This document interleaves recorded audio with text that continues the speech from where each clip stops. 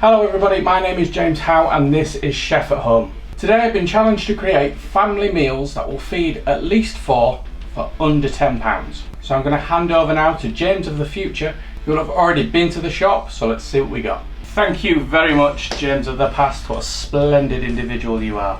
Now, I've been to the supermarché, am I allowed to say what it's called? The one that was started by the brothers Van and Jim. I think that's correct anyway. This is not an advert for that particular shop, it was just the closest one to me. Well no, it's not the closest one, it's the second closest one. But the alternative would mean I'd end up walking out with like a new power tool or a drum kit. Or some other random crap from the mysterious middle aisle. But anyway, thinking about this dish today, I thought keep things fairly simple. Meat and 2 veg sort of dish. Got some lovely pork loin chops. A couple of tins of butter beans. Some double cream. There for some vegetation. I've got some carrots, broccoli, got some garlic as well. Boiled myself an onion and some fresh herbs, flat parsley and some basil. And if I'm clever enough, the shopping list should be appearing on your screen now.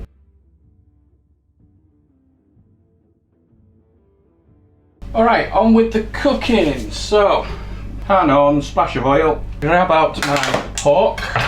I'm just going to give that a bit of a season. These chops are around about 180 grams each.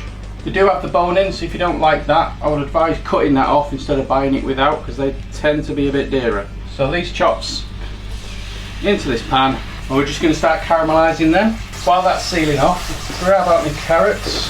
I seem to find myself going for the wonky veg. Right, it's like a second class veg. It looks a little bit less pretty, still as good. If you're chopping it up, who cares? Right, so just a rough chop on them, bung them on a tray.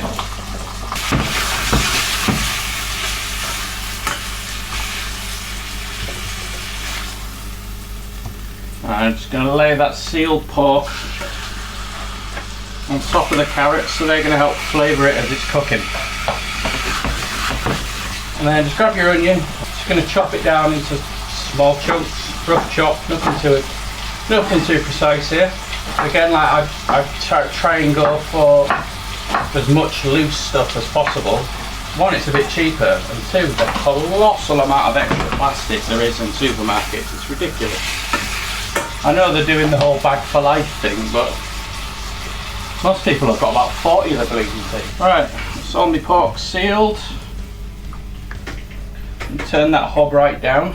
A little bit of extra oil just to make sure the carrots get the full works. Touch up the seasoning and chuck these in the oven for about 20 minutes.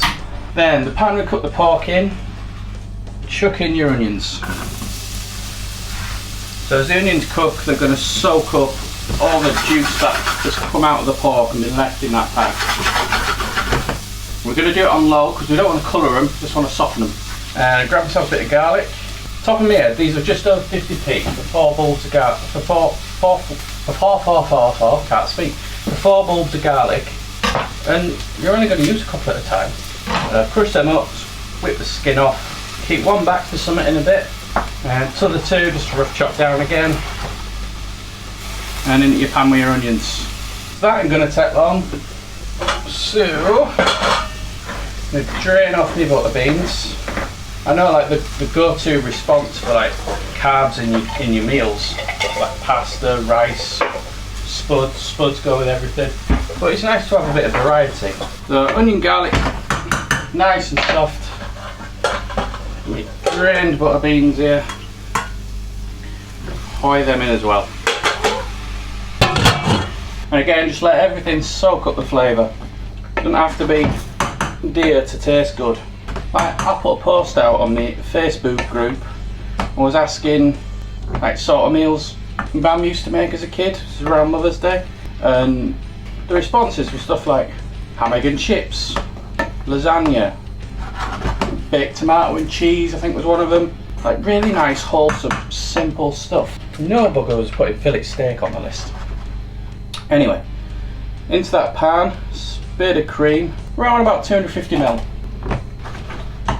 I've got a pan of water on at the back there, so I'm going to be cooking my broccoli in that.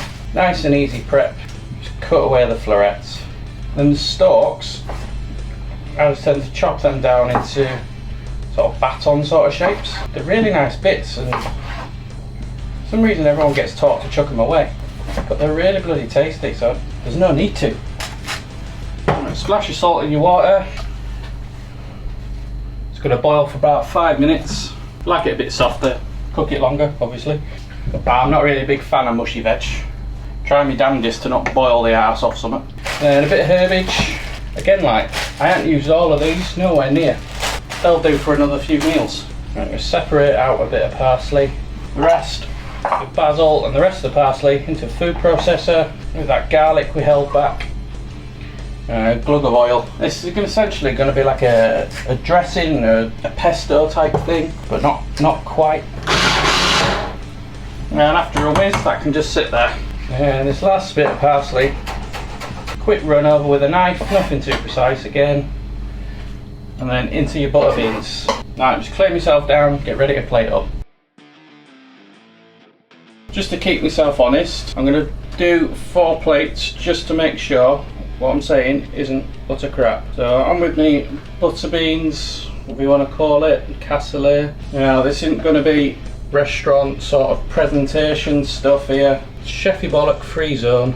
Make things look nice without looking pretentious.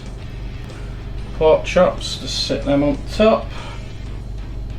A hunk of them carrots. On my website it talks about Yorkshire Portions. This is another fine example. I've done well more than 4's worth, especially this broccoli.